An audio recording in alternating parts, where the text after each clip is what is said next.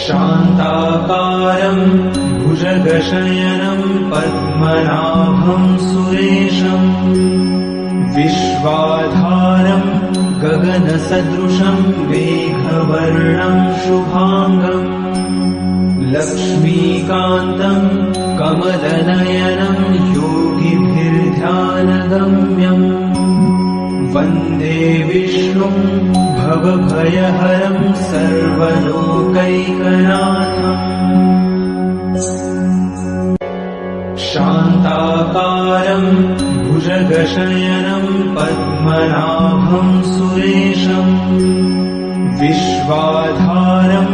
गगनसदृशं मेघवर्णं शुभांगं लक्ष्मीकान्तं कमलनयनं योगिभिर्ध्यानगम्यम् वन्दे विष्णुं भवभयहरं सर्वलोकैकनाथम्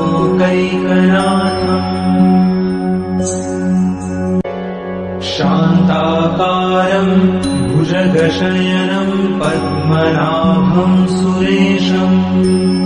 विश्वाधारं गगनसदृशं मेघवर्णं शुभांगं लक्ष्मीकान्तं कमलनयनं योगिभिर्ध्यानगम्यम्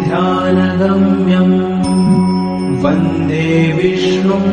भवभयहरं सर्वलोकैकनाथम्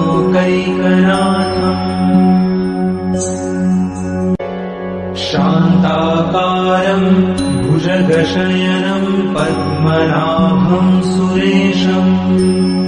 विश्वाधारं गगनसदृशं मेघवर्णं शुभांगं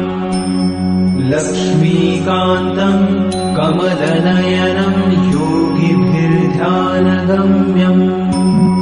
वन्दे विष्णुं भवभयहरं सर्वलोकैकनाथम्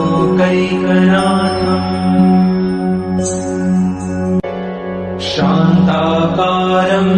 भुजगशयनं पद्मनाभं सुरेशं विश्वाधारं गगनसदृशं मेघवर्णं शुभांगं लक्ष्मीकान्तं कमलनयनं योगिभिर्ध्यानगम्यम् वन्दे विष्णुं भवभयहरं सर्वलोकैकनाथम्